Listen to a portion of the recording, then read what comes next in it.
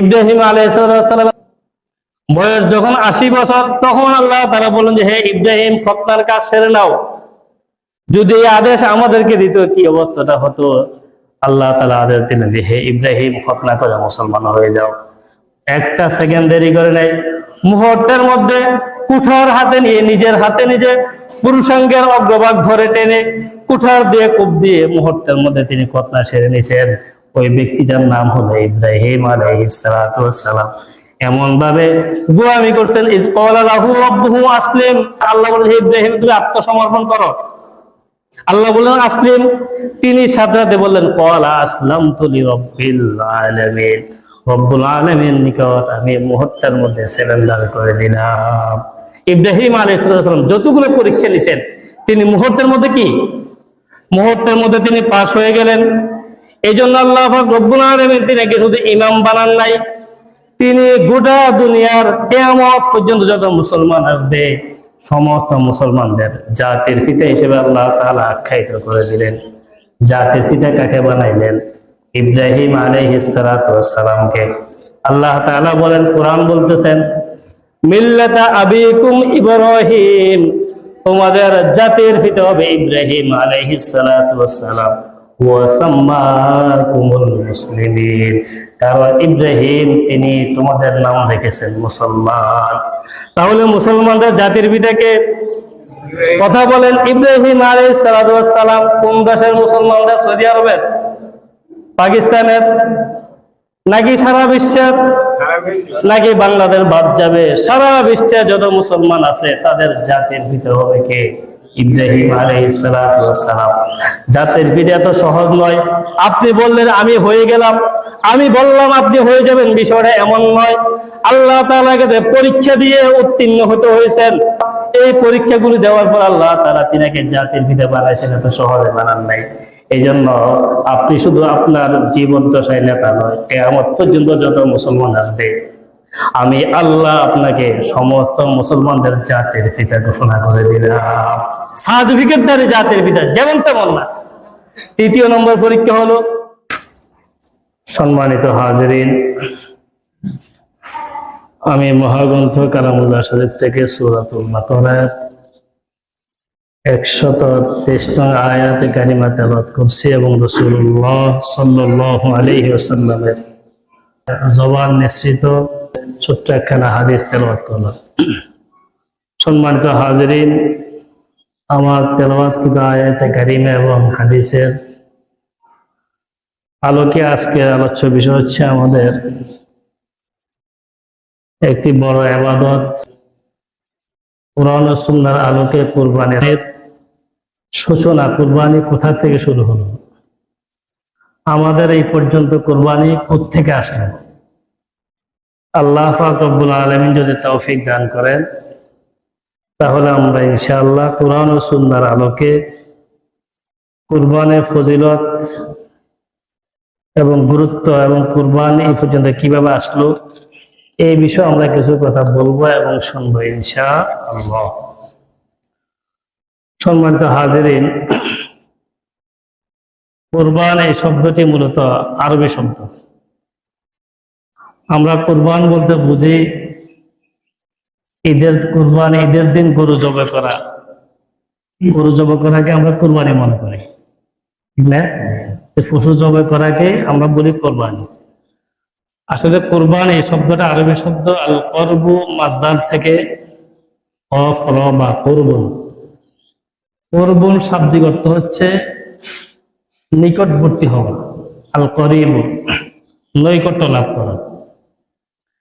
যেহেতু এই কুরবানির মাধ্যমে পশু জবাই করার একটি মাত্র উদ্দেশ্য থাকে আল্লাহর সন্তুষ্টি, এর মাধ্যমে যেহেতু আল্লাহ তাআলার সন্তুষ্টি অর্জন করা হয়, এই জন্যই এই কাজকে কুরবানি বলা হয়। এই কুরবানির সূচনা, এই কুরবানি এটা আমাদের জন্য নতুন কিছু নয়। এই কুরবানি পৃথিবীর শুরু থেকে নিয়ে হযরত সাইয়্যিদানা আদম আলাইহিস সালাতু ওয়াস সালাম থেকে নিয়ে এই কুরবানের সূচনা হয়েছে, শুরু হয়েছে। বিশেষ করে কুরবান যেখান থেকে আসলো, আল্লাহ পাক রব্বুল আলামিন যখন হযরত সাইয়্যিদানা আদম আলাইহিস সালাতু ওয়াস সালামকে সৃষ্টি করলেন, আল্লাহর ইচ্ছা মানুষ দ্বারা তিনি এই পৃথিবীকে আবাদ করবেন। আদম আলাইহিস সালামকে সৃষ্টি করার পরে আল্লাহ পাক রব্বুল আলামিন মা হাওয়া আলাইহিস সালাতু ওয়াস সালামকে সৃষ্টি করলেন। উভয়কে আল্লাহ পাক রব্বুল আলামিন, এখানে অনেক ইতিহাস আছে আমরা জানি কম বেশ, আমরা যে মূল বিষয় যাচ্ছি ওনাদের মাধ্যমে আল্লাহ পাক রব্বুল আলামিন দুনিয়া আবাদ করার ইচ্ছা পোষণ করলেন। আল্লাহ তাআলা তাদেরকে পৃথিবী থেকে পাঠাইলেন এবং সেখান থেকে মানুষের প্রচার প্রসার শুরু হয়। তো তৎকালীন একটা সিস্টেম ছিল সন্তানাদি হওয়ার। সেই সিস্টেমটা হচ্ছে যখনই সন্তান হতো তখন একসাথে দুইটা সন্তান হতো। আদম আলাইহিস সালামের যখনই সন্তান হতো একসাথে দুটি সন্তান হতো, তার মধ্যে একজন ছেলে আরেকজন মেয়ে। আবার দ্বিতীয় জোড়ায় একইভাবে হতো, একজন ছেলে একজন মেয়ে। আদম আলাইহিস সালামের সাথে তো আল্লাহ পাক রব্বুল আলামিন হাওয়া আলাইহিস সালামের বিবাহ ব্যবস্থা করে দিলেন, কিন্তু পরবর্তী সন্তান যারা আসতেছে প্রজন্ম, তাদের বিবাহ সাথে কিভাবে হবে? আমাদের তো এখন শরীয়ত ভাই বোনের বিবাহ কি নেই, জায়েজ নাই। তারাও তো ভাই বোন ছিল, কিন্তু তৎকালীন সময়ের শরীয়ত ছিল ভিন্ন। শরীয়ত পরিবর্তন হয়, এক এক নবীর শরীয়ত এক এক ধরনের হয়ে থাকে, কম বেশ হয়ে থাকে। তো তৎকালীন সময়ে শরীয়ত ছিল প্রথম জোড়ার ছেলে এবং দ্বিতীয় জোড়ার মেয়ের সাথে বিবাহ হবে, আবার দ্বিতীয় জোড়ার মেয়ে প্রথম জোড়ার ছেলে। সিস্টেম ছিল এটা, প্রথম জোড়ার ছেলে দ্বিতীয় জোড়ার মেয়ে, দ্বিতীয় জোড়ার মেয়ে প্রথম জোড়ার ছেলে, এইভাবে বিবাহ হবে। এটা আল্লাহ তাআলা কর্তৃক দেওয়া শরীয়ত। সেই হিসাব অনুযায়ী আদম আলাইহিস সালামের প্রথম যে দুই জোড়া সন্তান হলো হাবিল এবং কাবিল, এদের মধ্যে হাবিলের সাথে যে বোন জন্মগ্রহণ করলো সেটা ছিল তুলনামূলক একটু কালো কুৎসি ছিল, তার নাম ছিল লেওয়াজা। আর কাবিলের যে আপন বোন হয়েছে সেটা ছিল সুন্দর, খুব সুন্দরী, আর ওই মেয়েটা তার নাম ছিল আকলিমা। তাহলে কাবিলের যে সহোদর বোন তার নাম ছিল আকলিমা, সে ছিল কি সুন্দরী। আর হাবিলের সাথে যে বোন জন্মগ্রহণ করছে তার নাম হচ্ছে লেওয়াজা, সে ছিল একটু কি তুলনামূলক কুৎসি, কালো ছিল। আর দুনিয়ার স্বাভাবিক মানুষের চাহিদা, সবাই চাইতে বউটা কি হোক, সুন্দর হোক। এখন আল্লাহর শরীয়ত অনুযায়ী কাবিলের বিয়ে হইতেছে কার সাথে? হাবিলের আপন বোন লেওয়াজার সাথে। আবার হাবিলের হইতেছে কাবিলের সাথে জন্মগ্রহণ করা আকলিমার সাথে। হাবিল এটা মেনে নিলেন, কাবিল এখানে এসে বেঁকে করছে না, সে তার আপন বোনকে বিবাহ করবে, তার সাথে যে জন্মগ্রহণ করছে তাকেই সে বিবাহ করবে, কারণ সে কি সুন্দরী। আল্লাহর নাফরমানি প্রথম পৃথিবীর মধ্যে করেছিল এই কাবিল। হাবিল কিন্তু আল্লাহর পক্ষ থেকে যেটা আসছে সেটার উপর সন্তুষ্ট, খুব সহনশীল ভালো মানুষ ছিল, ভদ্র মানুষ। কাবিল একটু অসভ্য টাইপের ছিল, সে শরীয়ত মানতে রাজি নাই। দুই ভাইয়ের মতো ঝগড়া। হাবিল তো নীতিগত ভাবে আকলিমাকে পাচ্ছে, কিন্তু কাবিল অনৈতিক ভাবে তাকে বিবাহ করতে চাচ্ছে। তখন আল্লাহ পাক রব্বুল আলামিন সূরাতুল মায়েদার কয়েকটি আয়াত আল্লাহ তাআলা নাযিল করলেন, যেগুলো এখানে আসছে 27 নম্বর আয়াত থেকে নিয়েই 31 পর্যন্ত আল্লাহ তাআলা আয়াত নাযিল করে জানাই দিলেন যে আদম আলাইহিস সালামকে যে আপনি বলুন, আপনার সন্তানদেরকে বলুন কুরবানি করার জন্য বলুন। এখানে আসছে বিস্তারিত। যখন তারা দুই ভাই ঝগড়া করতেছেন যে সবাই উভয়ই বলতেছে আকলিমাকে বিবাহ করবে, তখন আল্লাহ বলেন যে কুরবানি করো, যার কুরবানি আল্লাহ তাআলার নিকট কবুল হবে সেই আকলিমাকে বিবাহ করবে। কোরআনে পাকে আসছে, মহান আল্লাহ তাআলা বলেন, ওয়াতলু আলাইহিম নাবা বানি আদম বিল হাক্কি ইয ক্বাররাবা কুরবানান ফাতুকবিলা মিন আহাদিহিমা ওয়া লাম ইউতাকাব্বাল মিনাল আখার। আল্লাহ পাক রব্বুল আলামিন বললেন যে হে আদম, তুমি তোমার সন্তানদেরকে বলো কুরবানি করার জন্য, যার কুরবানি আল্লাহ তাআলার দরবারে কবুল হবে ওই ব্যক্তি আকলিমাকে বিবাহ করবে। উভয়ে কুরবানি করলো। হাবিল সে মেষ চড়াইতো, সে তার মেষের যে পাল ছিল সেই পাল থেকে সবচেয়ে সুন্দর হৃষ্টপুষ্ট যেই মেষটা ছিল, বকরি বা মেষ, সেটাই ওই হাবিল আল্লাহ তাআলার জন্য কুরবানি করার জন্য রেডি করলো। আর কাবিল সে কৃষিকাজ করত, সে তো কোরবানি করার উদ্দেশ্য না, তার উদ্দেশ্য হলো আকলিমাকে বিবাহ করা, তার তো নিয়ত ঠিক নেই। এই জন্য সে কি করছে, তার ক্ষেতের যত পচা, যত 2 নম্বর মরা অবস্থায় যে সমস্ত ফসল ছিল ওই সমস্ত ফসলগুলো এনে একটা জায়গার মধ্যে জমা করে দিল, কারণ তার উদ্দেশ্য ছিল কোরবানি নয়। তখন কোরবানির সাথে সাথে কবুল হইতো, কোরবানির সাথে সাথে কবুল হইতো। এখন যদি এটা হইতো কি যে অবস্থা হইতো। যার কোরবানি আল্লাহ তাআলা কবুল করতেন, আকাশ থেকে একজন ফেরেশতা এসে ওই ব্যক্তির সেই জিনিসটাকে আগুনের দ্বারা পুড়িয়ে জ্বালিয়ে ভস্ম করে দিত। তাহলে বোঝা যেত ওই ব্যক্তির কোরবানি আল্লাহ তাআলার দরবারে কবুল হয়েছে। যার কোরবানি কবুল হবে না, তার রেখে দেওয়া জিনিসগুলি হুবহু সেইভাবেই থেকে যেত। হাবিল যখন কোরবানি করলো, আসমান থেকে ফেরেশতা এসে হাবিলের কোরবানি কবুল করলো, তার দেওয়া পশুটাকে জ্বালিয়ে দিল। কোন কোন বর্ণনাকারী বলেন যে আল্লাহ তাআলা সেটাকে আসমানে তুলে নিয়ে গেছেন, সাথে সাথে মধ্যে হাবিলের কোরবানি কবুল হয়ে গেল। আর আল্লাহ বলেন যার কোরবানি কবুল হবে ওই ব্যক্তি আকলিমাকে বিবাহ করবে। তাহলে শরীয়ত অনুযায়ী হাবিল আকলিমাকে বিবাহ করার কথা। আবার যখন লটারি আসলো কোরবানি করো, ওই অনুযায়ীও হাবিল আকলিমা একই সাথে বিবাহের ব্যবস্থা হয়ে যায়। কোরবানির দ্বারাও কি হয়, হাবিলের ভাগেই আকলিমা আসে। এখন কাবিল বলতেছে, যখন তার কোরবানি কবুল হয় নাই, সে বলতেছে আমি তোমাকে হত্যা করে দিব। যখন কাবিলের কোরবানি কবুল হয় নাই, সে নীতিগত ভাবে যখন আকলিমাকে বিবাহ করতে পারে নাই, তখন কাবিল বলছে নিশ্চয় আমি তোমাকে হত্যা করব। এই প্রথম হত্যা, দুনিয়ার মধ্যে সর্বপ্রথম হত্যা করেছেন, হত্যাকাণ্ড ঘটিয়েছেন কাবিল, হাজার হাজার বছর আগে ঘটিয়েছেন। এখনো ইতিহাসের মধ্যে আছে কি নাই, আছে কি নাই? ঠিক যত কিছু হবে, আপনি অন্যায় করবেন, অন্যায়ভাবে জুলুম করবেন, মানুষকে হত্যা করবেন, এই কথা ভাবিয়েন না যে মানুষ সেটা ভুলে যাবে। 1500 2000 বছরের ইতিহাস যদি লেখা থাকতে পারে, তাহলে আপনার জীবনের 20 50 100 বছরের ইতিহাস কোনো বিষয় না, ঠিক না? ইতিহাস কাউকে ক্ষমা করবেন। তখন কাবিল বলল নিশ্চয় আমি তোমাকে হত্যা করে দিব।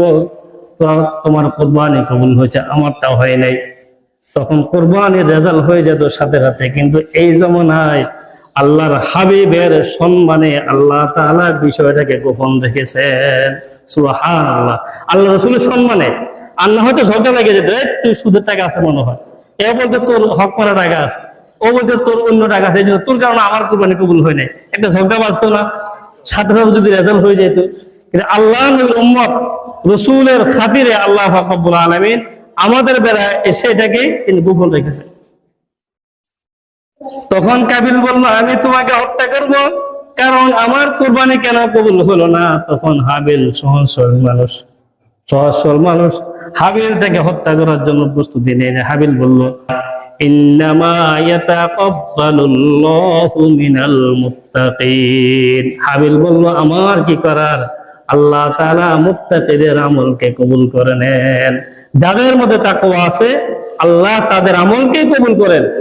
যদি আল্লাহর ভয় না থাকে তাহলে যত কিছু করবেন সেটা গ্রহণযোগ্য হবে না। আগে নিয়তকে ঠিক করে নিতে হবে। এরপর হাবিল বলল লাইন বাসাত্তা ইলাইয়া ইয়াদাকা লিতাকতুলানি মা আনা বিবাসিতিন ইয়াদিয়া ইলাইকা লিয়াকতুলাক। হে আমার ভাই কাবিল, তুমি যদি আমাকে মারার জন্য হাত প্রসারিত করো, মা আনা বিবাসিতিন ইয়াদিয়া ইলাইকা লিয়াকতুলাক, আমি কিন্তু হাত প্রসার করব না তোমার দিকে, কারণ ইন্নী আখাফুল্লাহ রাব্বাল আলামিন, আমি একমাত্র মহান আল্লাহ তাআলাকেই ভয় করি। আমার অন্তরে কার ভয় আছে? আল্লাহর ভয় আছে। তুমি হত্যা করো, আমি তোমাকে হত্যা করব না। যাদের মধ্যে আল্লাহর ভয় আছে তারা কোন অবস্থায় মানুষ হত্যা, জুলুম এই কাজ তারা করতে পারে না, এবং এই কাজকে তারা সমর্থন করতে পারে না। এই কাজের সাথে কোন অবস্থায় তারা একমত হতে পারে না। যাদের মধ্যে আল্লাহর ভয় আছে, যারা মুত্তাকি, তারা কখনোই কাজ করতে পারে না। কোরআন বলতেছে।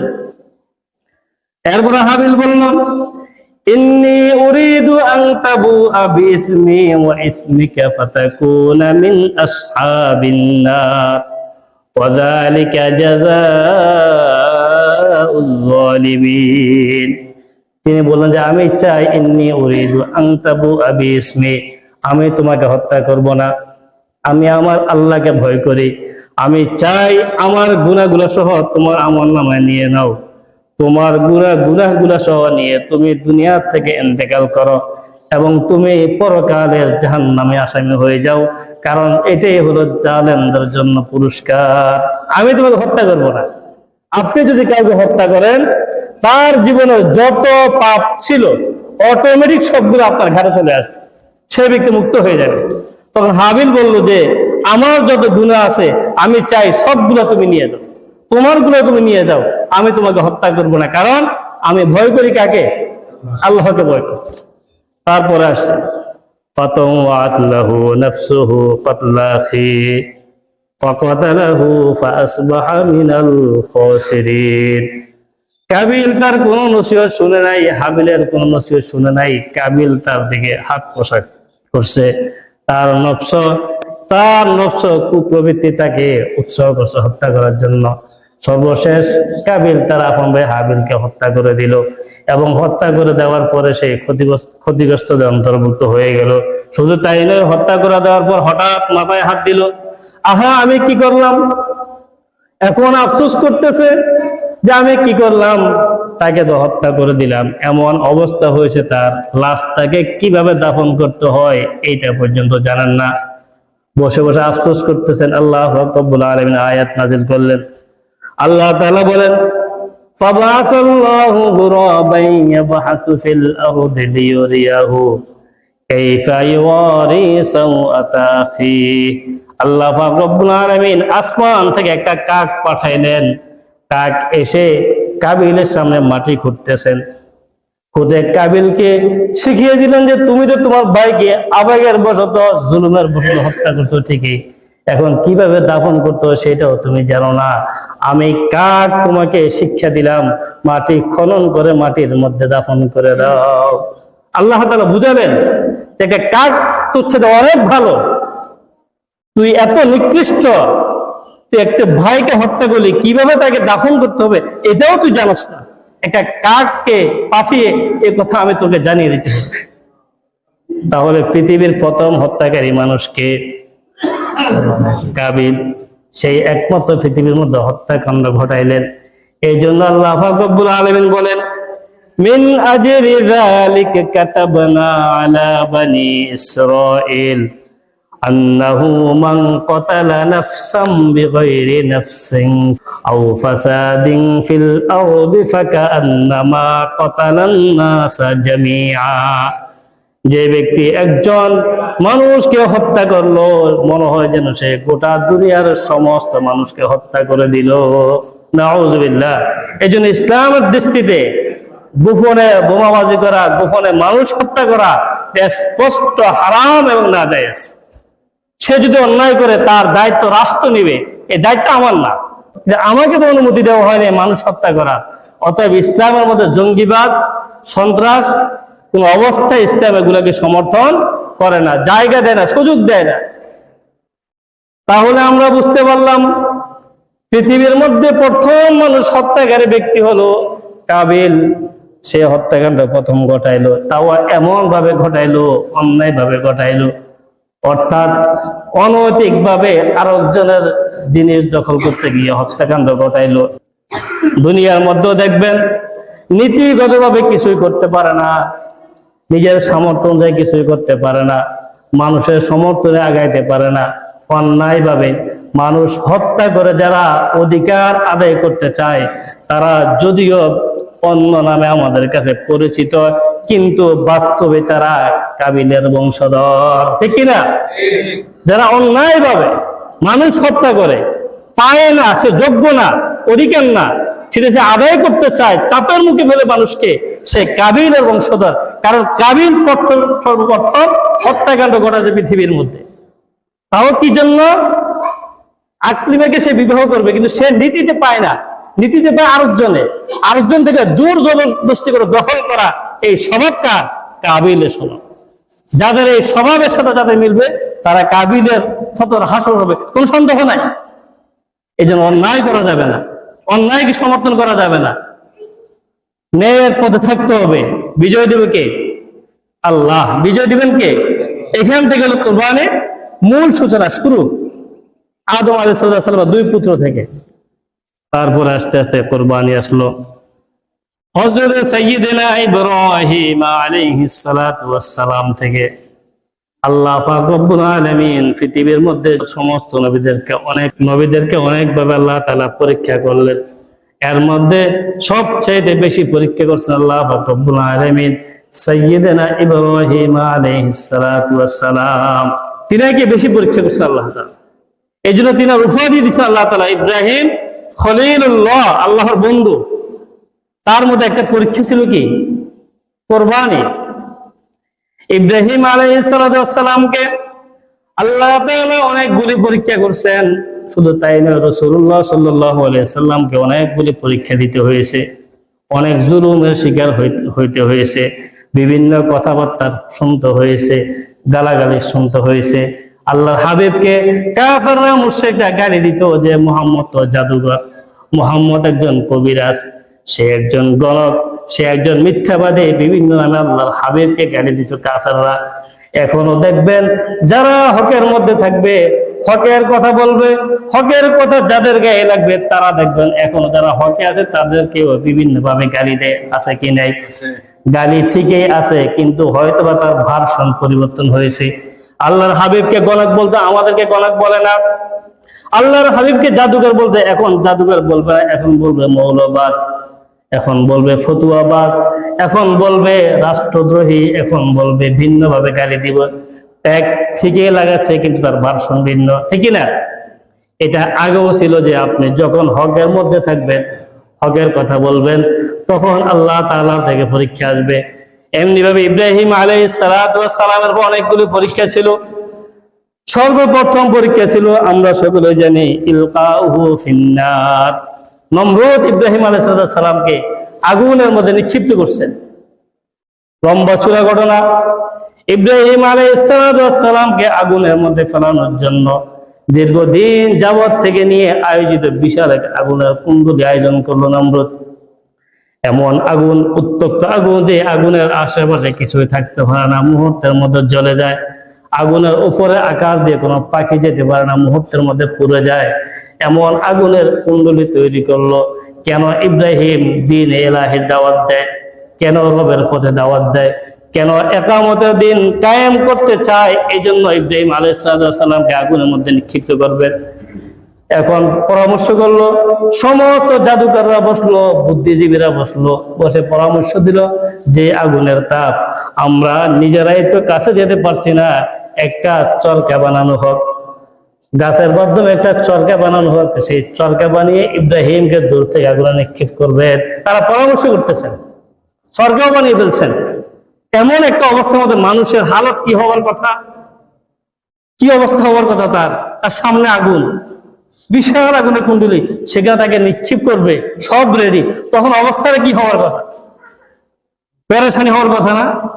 কিন্তু ইব্রাহিম আলাইহিস সালাম তিনি প্রত্যেকটা পরীক্ষায় এমন ভাবে তিনি সফলতা অর্জন করলেন, সাফল্যের সহিত তিনি উত্তীর্ণ হলেন। তিনার কপালের মধ্যে কোনো টেনশনের কোনো চিহ্ন নাই। যখন আগুনে ফেলানোর জন্য সবকিছু রেডি হয়ে গেল, ইব্রাহিম আলাইহিস সালাম শুধু একটা শব্দ বললেন, লা ইলাহা ইল্লা আনতা সুবহানাকা লাকাল হামদু ওয়ালাকাল মুলকু লা শারীকা লাক। আয় আল্লাহ, আপনি পবিত্র, সমস্ত প্রশংসা আপনার জন্য, সমস্ত রাজত্ব আপনার জন্য, এবং আমি তো এমন অনেক আল্লাহ গোলামি করি যে আল্লাহর কোনো শরীক নাই। এই দোয়াটা পাঠ করলেন। এদিকে তাকে আগুনে ফেলানোর জন্য সবকিছু রেডি হয়ে গেল। যখন তাকে স্বর্গের মধ্যে তুলতেছে, তখন তিনার চেহারার মধ্যে কোনো পেরেশানির দাগ নাই, কারণ তিনি তো আল্লাহর জন্য সবকিছুকে বরণ করছেন, সবকিছুকে সহ্য করে নিছেন। তখন তিনি শুধু এটা বললেন, আকাশের দিকে তাকে, আয় আল্লাহ, আল্লাহুম্মা ইন্নাকা ফিস সামাই ওয়াহিদুন ওয়া আনা ফিল আরদি ওয়াহিদুন আ'বুদাক। আয় আল্লাহ, আপনি আসমানের মধ্যে একজন, আপনি, এবং জমিনের মধ্যে আপনার উম্মত, আপনার গোলাম আমি একজন, আপনি। আয় আল্লাহ, আমি তো আপনারই ইবাদত করি।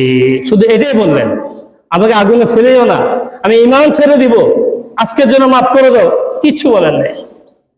কিন্তু ওই দুশমন নমরুদের সৈন্যবাহিনী ইব্রাহিম আলাইহিস সালামকে যখন চরকার মধ্যে উঠিয়ে যখন আগুনের মধ্যে নিক্ষেপ করলেন, তখন ইব্রাহিমের চেহারার মধ্যে কোনো পেরেশানির দাগ নেই।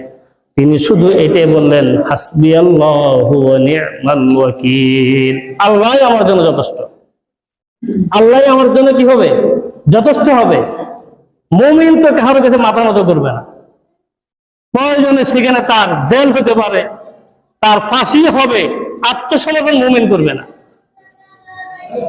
সে এটাই ইব্রাহিম আলাইহিস সালামের শিক্ষা, যে মুমিন অটল থাকবে হকের উপরে, এতে যা হওয়ার হবে।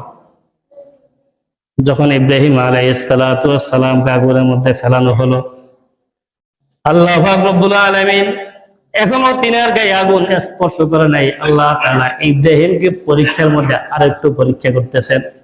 আল্লাহ তাআলা ইব্রাহিম আলাইহিস সালাম নিকট ফেরেশতা পাঠাইলেন, দিয়ে বললেন যে আমার ইব্রাহিমকে বলো আমার কোনো সাহায্য লাগবে কিনা। যখন ফেরেশতারা আসলেন, রাওয়ায়াতে আসছে জিবরাইল স্বয়ং নিজে আসলেন, এসে বললেন যে আল্লাহ আমাকে পাঠাইলেন যে আপনার কোনো সাহায্য লাগবে কিনা।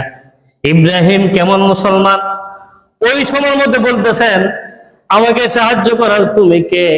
আল্লাহ তাআলা আমাকে পাঠাইলেন। ওই যে আল্লাহ তোমাকে পাঠাইছে, আল্লাহ কি আমাকে দেখে না?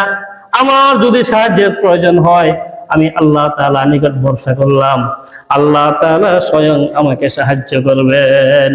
আল্লাহর কাছে ভরসা করা, আল্লাহর প্রতি তাওয়াজ্জু হবে, কাহারও কাছে নত হবে না, অন্যায়ের কাছে মাথা নত করবে না।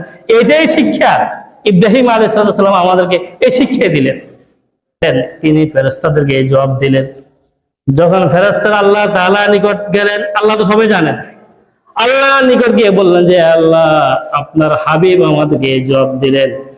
মুহূর্তের মধ্যে আল্লাহ পাক রব্বুল আলামিন আগুনকে লক্ষ্য করে বললেন, ইকুলনা ইয়া নারু কুনি বারদাও ওয়া সালামান আলা ইব্রাহিম।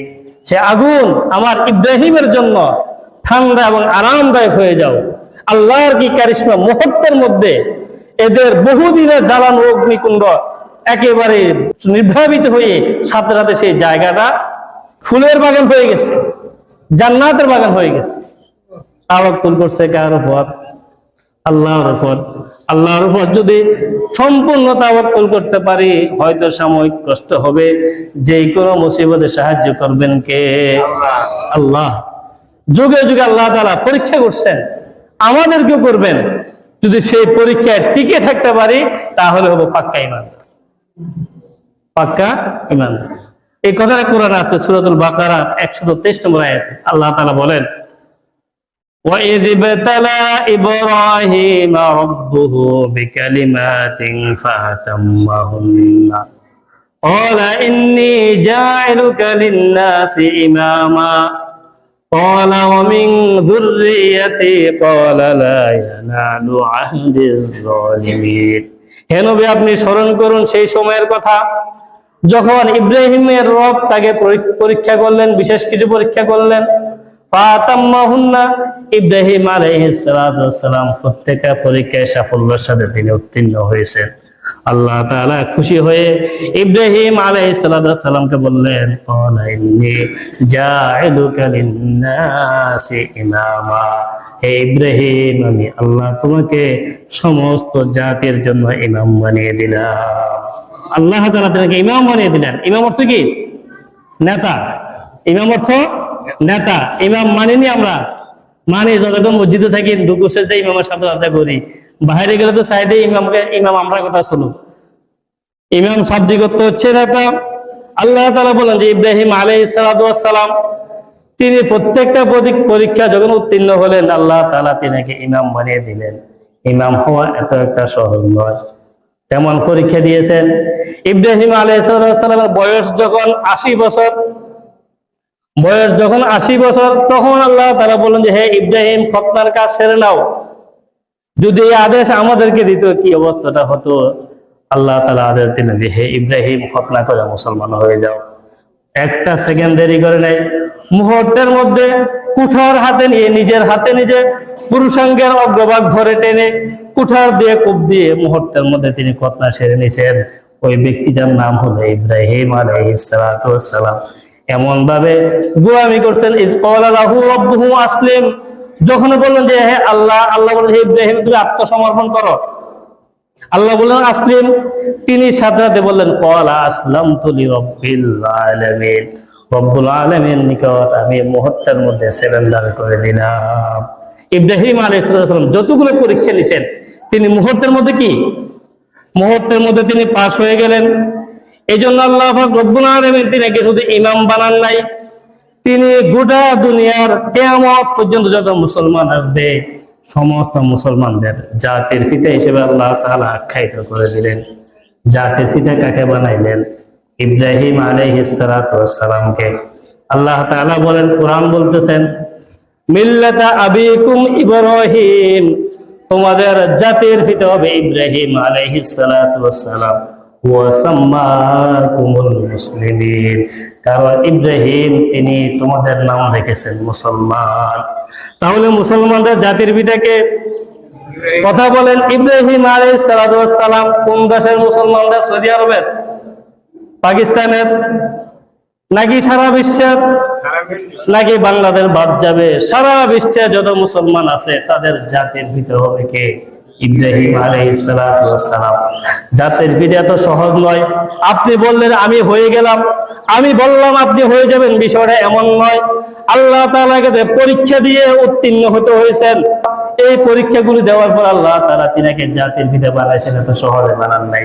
এই জন্য আপনি শুধু আপনার জীবন দশায় নেতা নয়, কিয়ামত পর্যন্ত যত মুসলমান আসবে আমি আল্লাহ আপনাকে সমস্ত মুসলমানদের জাতির পিতা ঘোষণা করে দিলাম। সার্টিফিকেটধারী জাতির পিতা, যেমন তেমন না। তৃতীয় নম্বর পরীক্ষা হলো আল্লাহ তাআলা ইব্রাহিম আলাইহিস সালামের বয়স কেউ বলেন ৮৬ বছর, কেউ বলেন ৯২ বছর পর্যন্ত তিনার বয়স হয়ে গেল, কিন্তু তিনি নিঃসন্তান অবস্থায় আছেন। তিনার কোনো ছেলে মেয়ে নাই, তিনার কোনো ছেলে মেয়ে হচ্ছে না।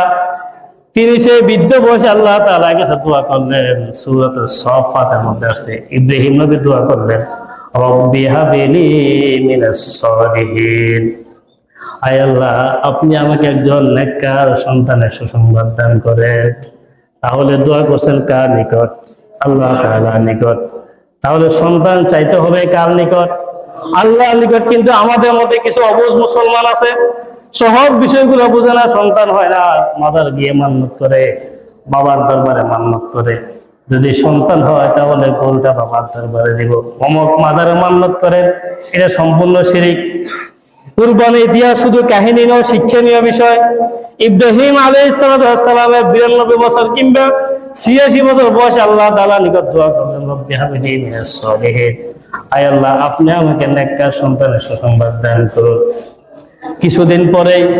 কিছুদিনের মধ্যেই জিবরাইল আলাইহিস সালাম একদিন এসে হাজির, সুসংবাদ নিয়ে হাজির।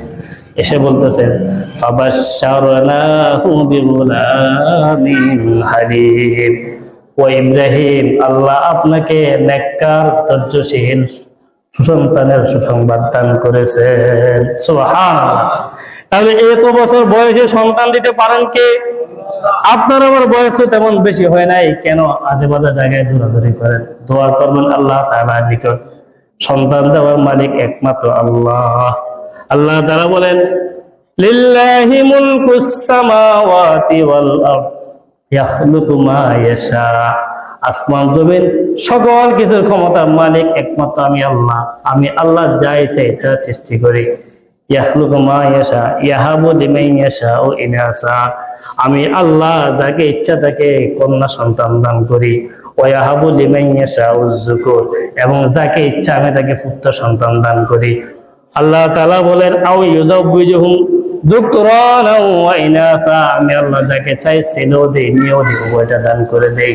ওয়া ইয়াজআলু মান ইয়াশাউ আতীমা, আর যাকে চাই আমি আল্লাহ তাকে বন্ধা করে দেই। তাহলে সন্তান দেওয়ার মালিক কে?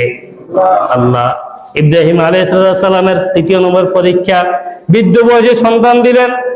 ৪র্থ পরীক্ষা, সন্তান দেওয়ার পর আল্লাহ তাআলা আবার বলতেন, হে ইব্রাহিম, তুমি তোমার সন্তানকে এবং তোমার স্ত্রী হাজেরাকে মরুভূমির মরুভূমি প্রান্তরে সেখানে রেখে আসো। এমন জায়গায় রেখে আসো যেখানে কোনো আজ পর্যন্ত কোনো জনমানব যায় নাই, যেখানে কোনো মানুষ নাই, সেখানে রেখে আসো। ইব্রাহিম আলাইহিস সালাম একটা সেকেন্ড দেরি করে নাই। একটু চিন্তা করে দেখি, একটা মাত্র সন্তান এই বয়সে, আবার আল্লাহর আদেশ কি করা যায়, কোনো চিন্তা করে নাই। মুহূর্তের মধ্যে চলে গেলেন মক্কার সেই মরুভূমিতে। সেখানে গিয়ে সামান্য কিছু পানি এবং খেজুর দিয়ে বিবি হাজেরাকে রেখে আসলেন। বিবি হাজেরা আশ্চর্যিত হয়ে গেলেন যে ঘটনা কি, কোনো কথা নাই, বার্তা নাই। একটি মাত্র সন্তান বৃদ্ধ বয়সে, মা সন্তান উভয়কে রেখে তিনি চলে যাচ্ছেন, এমন ভাবে যাচ্ছেন যে পিছনের দিকে লক্ষ্য করেন না। বিবি হাজেরা পিছন থেকে দেখতেছেন, ইব্রাহিম আলাইহিস সালাম একবারের জন্য তাকান নাই। সর্বশেষ বিবি হাজেরা যখন দেখলেন যে তিনি চলে যাচ্ছেন, তখন বললেন যে হে আল্লাহর নবী, এটা কি আপনার সিদ্ধান্ত নাকি মালিকের সিদ্ধান্ত? তখন ইব্রাহিম আলাইহিস সালাম উপরের দিকে হাত তুললেন। হাত তুলে এর দ্বারা বিবি হাজেরা বুঝতে পারলেন যে আল্লাহ তাআলার সিদ্ধান্ত। তখন তিনি বলবেন, এই সিদ্ধান্ত যদি রবের হয় তাহলে আমার হাজেরার কোনো আপত্তি নাই, আমি এটার মধ্যে আছি। ইব্রাহিম আলাইহিস সালাম পিছনে তাকালে পারতেন, কেন তাকান নাই? এর ব্যাখ্যায় আছে, যদি তিনি পিছনে তাকাতেন আর ওই সময় যদি স্ত্রীর সেই করুণ চেহারা দেখতেন, হয়তো বা মায়ার সংসার হতো, সংসারের দিকে মায়া হতো, আর রবের হুকুম পালন করার সুযোগ হতো না। এই জন্য তিনি পিছপা হন নাই, পিছন দিকে তাকান নাই, সোজা রওনা করছেন। এটা আল্লাহ তাআলার আরেকটা পরীক্ষা ছিল, যে প্রথম সন্তান, এই সন্তানকে দিয়ে আসা। ৪র্থ নম্বর পরীক্ষা গেল। ৫ম নম্বর পরীক্ষা আল্লাহ তাআলা বলতেছেন যে ইব্রাহিমকে, ইব্রাহিম, হে ইব্রাহিম, তোমার থেকে আমি আরো পরীক্ষা নিতে চাই। এখন তুমি গিয়ে হজের আঞ্জাম দাও, হজের ব্যবস্থা করো। আমি আল্লাহ তোমাকে হজ প্রোগ্রামের এমডি ঘোষণা করে দিলাম। হজ কাফেলার হজ প্রোগ্রামের মেরুদিন ডাইরেক্টর ঘোষণা করলাম, হজের ব্যবস্থা করো। ইব্রাহিম আলাইহিস সালাম বললেন যে যেখানে জনমানবহীন একজন মানুষও নাই, সেখানে কিভাবে আমি হজের ব্যবস্থা করবো? আল্লাহ বললেন, হজের আঞ্জাম দিতে হলে ইব্রাহিম তোমাকে 3টা কাজ করতে হবে। নাম্বার 1, তোমাকে রাজমিস্ত্রি হতে হবে। কোরআনের মধ্যে আসছেন, وَإِذْ يَرْفَعُ إِبْرَاهِيمُ الْقَوَاعِدَ مِنَ الْبَيْتِ وَإِسْمَاعِيلُ رَبَّنَا تَقَبَّلْ مِنَّا إِنَّكَ أَنْتَ السَّمِيعُ الْعَلِيمُ। ইব্রাহিম আলাইহিস সালামকে বললেন যে প্রথমে রাজমিস্ত্রি হতে হবে। ইব্রাহিম আলাইহিস সালাম রাজমিস্ত্রি হলেন। তাহলে মিস্ত্রিকে খলিলুল্লাহ, মিস্ত্রির দরকার। এখন সাথে কি দরকার? আরেকজন দরকার, যোগালির দরকার। যোগালি হলেন ইসমাঈল আলাইহিস সালাম। ইসমাঈল জবিহুল্লাহ, বাপ বেটা যোগালি হলো, মিস্ত্রি যোগালি হলো। হওয়ার পর 1 নম্বর কাজ, বাইতুল্লাহ শরীফ নির্মাণ শুরু করে দিলেন। 2য় নম্বর কাজ, যখন বাইতুল্লাহ শরীফ নির্মাণ করা হলো, এখন আল্লাহ বলেন যে হে ইব্রাহিম, বাপ বেটা মিলে আমার ঘরকে পরিষ্কার করো, ঘরকে ঝাড়ু দাও। তাহলে এটাই ছিল ইব্রাহিম নবীর 2য় নম্বর কাজ, আল্লাহর ঘর পরিষ্কার করা। এখন আমরা আল্লাহর ঘর পরিষ্কার করে এটাকে ছোট মানের কাজ মনে করি। এই দায়িত্ব দিয়েছি মুয়াজ্জিনের উপর, খাদেমের উপর, আমাদের কোনো কাজ নাই। এই কাজ নবীদের কাজ। আল্লাহ বললেন, আন তাহিরা বাইতিয়া লিত-তাইফিন, হে ইব্রাহিম, আমার ঘরকে পরিষ্কার করো লিত-তাইফিন, যারা এই ঘরকে তাওয়াফ করবে তাদের জন্য ঘরকে পরিষ্কার করো। ওয়াল আকিফিন, যারা ইতিকাফ করবে তাদের জন্য পরিষ্কার করে রাখো। ওয়ার রুকআইস সুজুদ, যারা রুকু সিজদায় মগ্ন হবে তাদের জন্য ঘরকে পরিষ্কার করে দাও। তাহলে মসজিদ পরিষ্কার করা এটা শুধুমাত্র মুয়াজ্জিন খাদেমের কাজ না, এটা সবার কাজ। মসজিদ উন্নয়ন করা, মসজিদে দেখাশোনা করা এটা শুধু কমিটির কাজ না, এলাকার ব্যয়ের কাজ, সবার কাজ। এটা হয়তো মুয়াজ্জিন খাদেম একটু বেশি করবে, কমিটির লোক আরেকটু বেশি করবে, কিন্তু সার্বিক কাজ এটা সবার কাজ। যে ব্যক্তি নিজেকে মুসলমান দাবি করবে, ইব্রাহিম আলাইহিস সালামের বংশধর দাবি করবে, তারই দায়িত্ব হলো মসজিদ পরিষ্কার করা, মসজিদ দেখাশোনা করা, মসজিদ নির্মাণ করা, মসজিদ আঞ্জাম দেওয়া। একটা জিনিস নষ্ট হয়ে যায় চোখের সামনে, দেখেও দেখি না, মসজিদ কমিটি আছে না, আর কমিটিতে একটা শৃঙ্খলা, একটা শৃঙ্খলা আনা আর কি। কাজ তো শুধু কমিটির না, কাজ সবার কাজ। কাজ শুধু মুয়াজ্জিন খাদেমের না, কাজ আমারও কাজ, মুসল্লিদেরও কাজ, ইমামেরও কাজ। আল্লাহ বললেন যে দ্বিতীয় নম্বর কাজ ঘরকে পরিষ্কার করো। তৃতীয় নম্বরের কাজ ঘর নির্মাণ হয়ে গেল এবং ঘর পরিষ্কার হয়ে গেল, এখন ইব্রাহিম হজের জন্য আহ্বান করো, মানুষকে হজের দাওয়াত দিয়ে দাও। ইব্রাহিম বলল, আয় আল্লাহ, এমন এক জায়গায় পাঠালেন যেখানে পাহাড় এবং ধুধু মরুভূমি কিছুই নাই, আমি এখানে কার কাছে হজের আহ্বান করবো? আল্লাহ বললেন, ওয়াযিন ফিন্নাসি বিল হাজ্জি ইয়াতুকা রিজালা। ইব্রাহিম, তুমি পাহাড়ের উপরে ওঠো এবং তোমার মুখ থেকে ঘোষণা করো হজের জন্য। আর তোমার এই ঘোষণাকে আমি আল্লাহ আসমান জমিনের মধ্যে যত মাখলুকাত আছে আমি আল্লাহ সবার কর্ণে কোহরে পৌঁছিয়ে দিব। সুবহানাল্লাহ। ঠিকই হয়েছে, ইব্রাহিম আলাইহিস সালাম ঘোষণা দিয়েছেন, রূহের জগতে যে যেখানে ছিল সবাই শুনেছেন, যারা তখন শুনে লাব্বাইক বলতে পারছেন তাদের এই হজ করার নসিব হবে। আল্লাহ পাক রব্বুল আলামিন বললেন যে, হে ইব্রাহিম, আমি তোমার থেকে আর একটু পরীক্ষা নিতে চাই।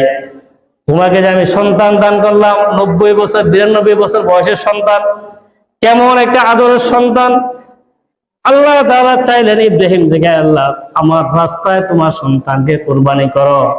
চাই সন্তানের মহব্বত বেশি নাকি আমি আল্লাহর মহব্বত অন্তরে বেশি, এটা পরীক্ষা করতে চাই। স্বপ্নে দেখাইলেন, বিস্তৃত কাহিনী সামনে বলবো ইনশাআল্লাহ।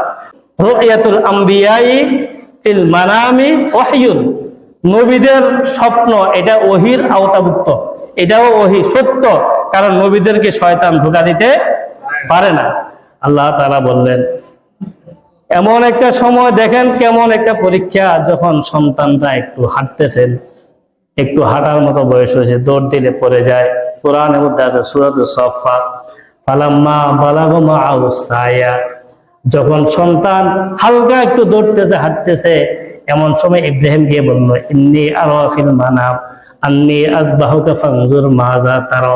হে আমার সন্তান, আমি স্বপ্নে দেখলাম আমি তোমাকে আল্লাহ তাআলার রাস্তায় কুরবানি করতেছি। বাবা কেমন আর সন্তানরা কেমন? ইসমাইল আলাইহিস সালাম ছোট্ট সন্তান, তিনি একটা সেকেন্ড দেরি করেন, মুহূর্তের মধ্যে জবাব দিলেন, ক্বালা ইয়া আবাতি ফাআল মা তুমার। আয়া হে আমার পিতা, আপনি আল্লাহর পক্ষ থেকে যাহা আদিষ্ট হয়েছেন আপনি আপনার কাজ শুরু করে দেন। সাতাজিদুনি ইনশাআল্লাহু মিনাস সাবিরিন, নিশ্চয় আপনি আমাকে ধৈর্যশীলদের অন্তর্ভুক্ত পেয়ে যাবেন। সন্তান বলেন, ছোট সন্তান, যেমন বাবা তেমন সন্তান। যখন ইসমাইলের সম্মতি পেলেন, বাবা আর দেরি করে নাই, ইসমাইল আলাইহিস সালামকে জবাই করার জন্য মিনায় নিয়ে গেলেন। ফালাম্মা আসলামা ওয়া তাল্লাহু লিল জাবিন, যখন নিয়ে গিয়ে ইসমাইলকে ফুট করে শোয়া দিলেন, যেন চোখে চোখে চোখ না পড়ে, কারণ সন্তানের চোখে চোখ পড়লে হয়তো মায়ার সঞ্চার হবে, জবাই করতে পারবে না। আবার সন্তান নিজেই পরামর্শ দিলেন যে, হে আব্বু, আপনি আমার চক্ষুগুলি বেঁধে দেন, আমার যদি চক্ষু খোলা থাকে আমার চোখে আপনার চোখ পড়বে, আপনি তো আমার রবের হুকুম পালন করতে ব্যর্থ হয়ে যাবেন। আব্বু, আপনি মেহেরবানি করে আমার চক্ষুটাকে বন্ধ করে দেন। এটা হচ্ছে কোরবানি শিক্ষা। ফালাম্মা আসলামা ওয়া তাল্লাহু লিল জাবিন, এমন একটা অবস্থা যখন শোয়া দিলেন, গলার মধ্যে ছুরি চালাচ্ছেন, আসমানের মধ্যে ফেরেশতাদের মধ্যে আশ্চর্য হয়ে গেল সবাই। আল্লাহ, জমিনের মধ্যে কি ঘটতেছে এটা আমরাও তো সহ্য করতে পারি না। বাবা কিভাবে তার সন্তানকে জবাই করার জন্য রেডি হয়েছে, ইসমাইলের গলায় যখন ছুরি চালালেন, ব্যাখ্যায় আসছে আল্লাহ তাআলা কুদরতি ভাবে ছুরির নিচে লোহার দ্বারা নির্মিত একটি আবরণ দিয়ে দিলেন। পোষায় কিন্তু কাটে না, কারণ আল্লাহর উদ্দেশ্য তো ইসমাইলকে জবাই করা না, উদ্দেশ্য হলো কি এই জায়গাটা পরীক্ষা করা। আল্লাহর জন্য কতটুকু প্রস্তুত। ইব্রাহিম আলাইহিস সালাম রাগ করে ছুরি এমন ভাবে মারছেন যে পাথরের মধ্যে বসে পাথরটা কয়েক ভাগ হয়ে গেছে, কিন্তু ইসমাইলের গলা কাটে নাই। কিন্তু আল্লাহ চাইছেন কি? অন্তর। যখন দেখবেন অন্তর প্রস্তুত, বাবা বেটা ওই প্রস্তুত, তখন আল্লাহ তাআলা ডাক দিলেন, ওয়ানাদাইনাহু ইয়া ইব্রাহিম। আল্লাহ তাআলা আকাশ থেকে ডাক দিলেন, হে ইব্রাহিম, কদ সাদ্দাকাতা রুইয়া, তুমি তোমার স্বপ্নকে বাস্তবায়ন করেছো, আমি আল্লাহ তোমার উপর খুশি হয়ে গেলাম। ইন্না কাযালিকা নাজিল মুহসিনিন ইন্না হাযা লাহুল বালাউল মুবিন ওয়াফাদাইনাহু বিযিবহিন নাযির। আল্লাহ তাআলা আসমান থেকে একটা দুম্বা পাঠিয়ে দিলেন, দিয়ে বললেন, ইব্রাহিম, তোমার আর ছেলেকে জবাই করতে হবে না, আমি তোমার অন্তর চাইছিলাম, আমি খুশি হয়ে তোমাকে একটি দুম্বা জান্নাত থেকে দিয়ে দিলাম। ইন্না হাযা লাহুল বালাউল মুবিন, এটা ছিল তোমার জন্য পরীক্ষা, এখন আমার পক্ষ থেকে তুমি দুম্বা কুরবানি করে দাও। সুবহানাল্লাহ। পরীক্ষা করতে পরীক্ষা উত্তীর্ণ হয়ে গেছেন।